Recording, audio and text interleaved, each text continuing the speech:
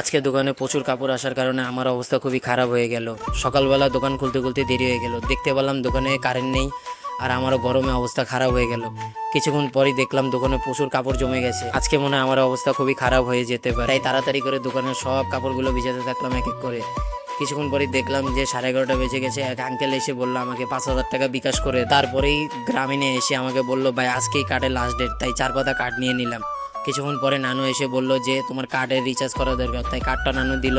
তখন সেটাকে নিয়েই আমি কারেন্টে রিচার্জ করে নিলাম। কারেন্টে রিচার্জ করার পরেই দেখতে পেলাম দোকানে কারেন্ট চলে এসেছে। তারপর দেখতে পেলাম দোকানে প্রচুর কাপড় জমে গেছে, তাই তাড়াতাড়ি করে দোকানের সব কাপড়গুলো এক এক করে ইস্ত্রি করতে থাকি। কিছুক্ষণ পরেই দেখতে পেলাম যে আমার প্রচুর ক্ষুধা লাগছিল, তাই তাড়াতাড়ি করে বাসায় আসলাম। বাসায় এসে খাওয়া দাওয়া করার পরেই দেখতে পেলাম ফ্রিজে একটা আইসক্রিম ছিল, তাই আইসক্রিমটা নিয়ে খেতে থাকলাম। মনে হয় এটা আমার ছোটো ভাইয়ের, তাই তাড়াতাড়ি করে আইসক্রিমটা খেতে থাকি।